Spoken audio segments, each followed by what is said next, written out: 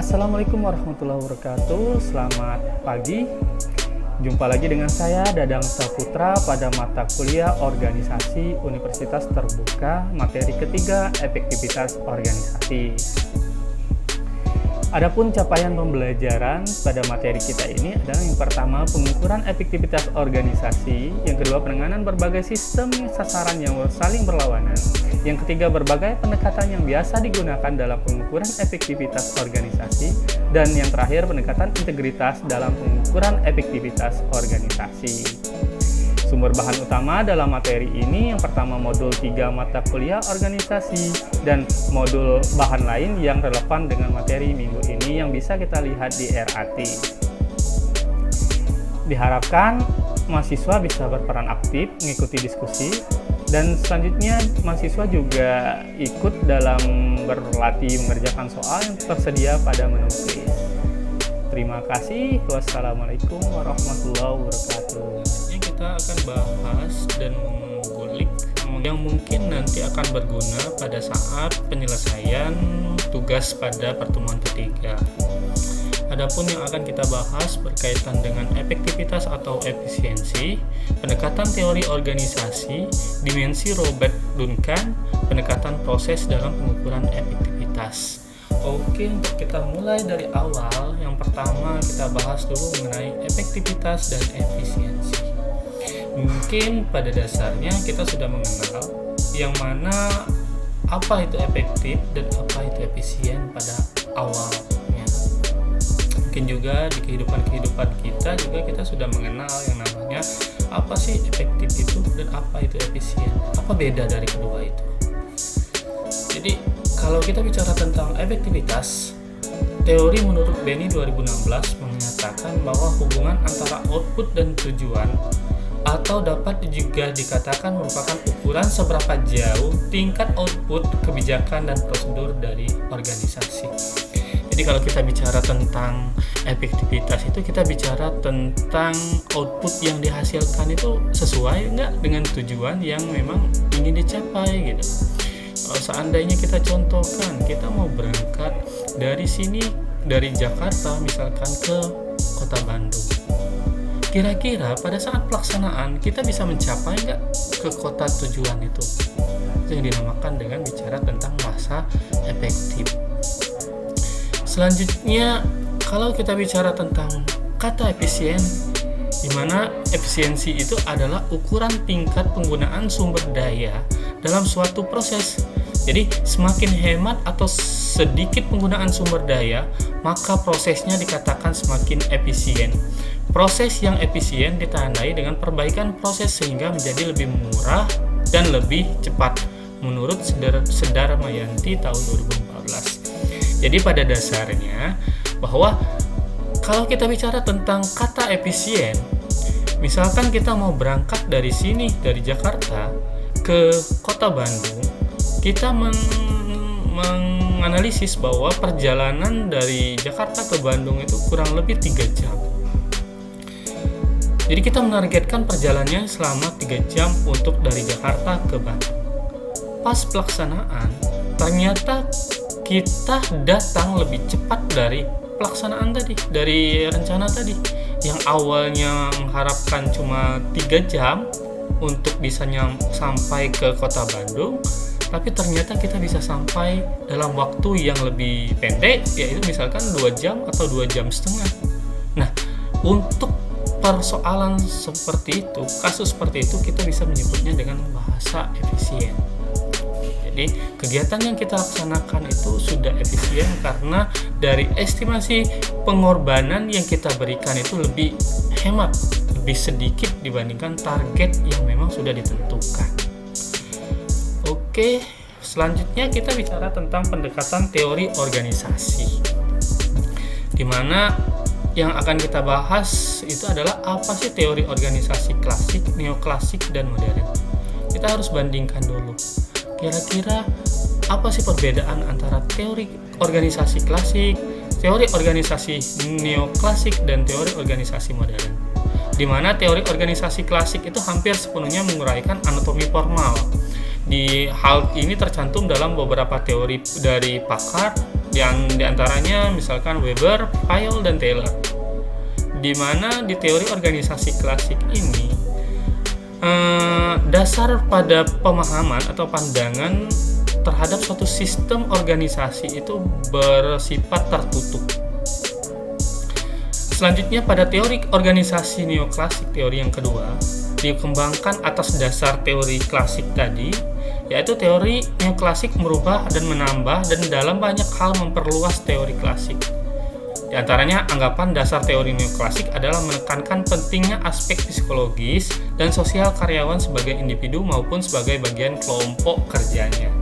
Jadi pada teori organisasi neoklasik ini mereka masih berpandangan bahwa teori klasik itu masih ideal. Tinggal menambahkan unsur dari psikologis dan beberapa unsur-unsur yang memang tidak tertekan di organisasi klasik. Berikutnya, teori organisasi modern adalah teori organisasi yang mengungkapkan bahwa organisasi bukanlah suatu sistem tertutup yang berkaitan dengan lingkungan yang stabil, tetapi organisasi adalah suatu sistem terbuka yang harus, bila ingin mempertahankan kelangsungan hidupnya, menyesuaikan diri dengan perubahan-perubahan lingkungannya, di mana teori modern ini adalah multidisiplin, dengan sumbangan dari berbagai bidang disiplin ilmu pengetahuan, interaksi dinamis antara proses-proses, bagian-bagian, dan fungsi-fungsi dalam suatu organisasi maupun dengan organisasi lain, dan dengan lingkungan merupakan inti pembahasan teori modern.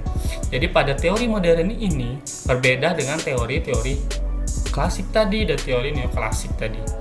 Di teori klasik dan neoklasik, mereka masih berpandangan bahwa suatu sistem organisasi itu merupakan suatu sistem yang tertutup. Sedangkan pada teori organisasi modern, bahwa organisasi ini berpandangan bahwa suatu organisasi itu sudah terbuka, di mana kita harus berinteraksi, harus berkolaborasi dengan organisasi-organisasi lain, dan terbuka dengan lingkungan luar. Jadi dari kesimpulan yang bisa disampaikan mengenai pendekatan teori organisasi, yang pertama pendekatan klasik bahwa pandangan bahwa organisasi merupakan sistem tertutup. Yang kedua neoklasik bahwa pandangan organisasi masih merupakan suatu sistem yang tertutup. Tetapi di pendekatan modern, pandangan bahwa organisasi itu merupakan suatu sistem yang terbuka. Oke. Selanjutnya kita bahas mengenai dimensi Robert Duncan. Apa itu dimensi Robert Duncan? Jadi ada dua dimensi ketidakpastian lingkungan menurut Duncan. Yang pertama, kompleksitas atau keragaman lingkungan, di mana dipengaruhi oleh heterogenitas, banyaknya elemen-elemen eksternal yang berpengaruh terhadap organisasi. Selanjutnya, stabilitas lingkungan, di mana dipengaruhi oleh beberapa misalkan kecepatan perubahan elemen-elemen lingkungan. Misalkan dicontohkan pada bagian kiri, di situ ada beberapa toko. Kita mengestimasikan harga beras. Harga beras pada saat sekarang belum tentu naik di masa yang akan datang, dan juga belum tentu turun di masa yang akan datang. Hal-hal yang demikian yang mendorong bahwa adanya unsur ketidakpastian dalam kegiatan-kegiatan yang akan kita lakukan di masa yang akan datang. Selanjutnya, kerangka ketidakpastian lingkungan menurut Duncan. Yang pertama itu ketidakpastian rendah, di mana elemennya pertama elemen lingkungan jumlahnya sedikit. Yang kedua, elemen lingkungan tidak berubah atau berubah secara perlahan. Selanjutnya pada indikator yang kedua, ketidakpastian agak rendah. Jadi naik levelnya dibandingkan ketidakpastian yang rendah tadi, di mana elemen lingkungan jumlahnya banyak. Yang kedua, elemen lingkungan tidak berubah atau berubah secara perlahan.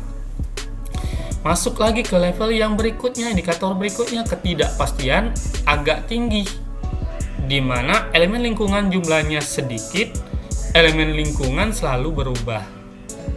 Dan yang terakhir, ketidakpastiannya tinggi, di mana elemen lingkungannya jumlahnya banyak, elemen lingkungan juga selalu rendah. Itu berkaitan dengan kerangka ketidakpastian lingkungan dari Duncan. Selanjutnya kita bicara tentang pendekatan dalam pengukuran efektivitas organisasi. Ada berapa pendekatan sih dalam pengukuran efektivitas organisasi? Kita bahas ya. Ada berbagai pendekatan mengenai pengukuran efektivitas organisasi. Yang pertama, pendekatan sasaran, di mana pendekatan sasaran itu dimulai dengan mengidentifikasi sasaran organisasi dalam mencapai sasaran tersebut. Kedua, pendekatan sumber. Pendekatan ini merupakan didasarkan pada teori mengenai keterbukaan suatu organisasi terhadap lingkungannya, di mana organisasi memang seharusnya mempunyai hubungan yang erat dengan lingkungan, karena dari lingkungan diperoleh sumber-sumber yang merupakan input bagi organisasi, dan output yang dihasilkan juga dilemparkan oleh organisasi kepada lingkungan.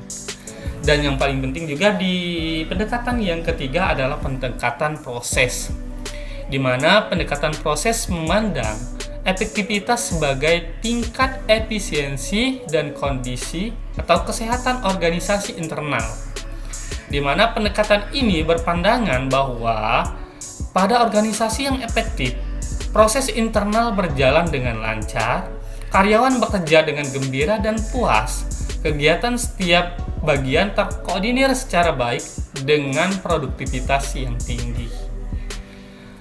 Berikut 3 pendekatan tadi. Untuk membantu, mudah-mudahan materi ini bisa membantu dalam penyelesaian tugas pada pertemuan ketiga. Bapak akhiri, wassalamualaikum warahmatullahi wabarakatuh. Mengenai teori-teori efektivitas organisasi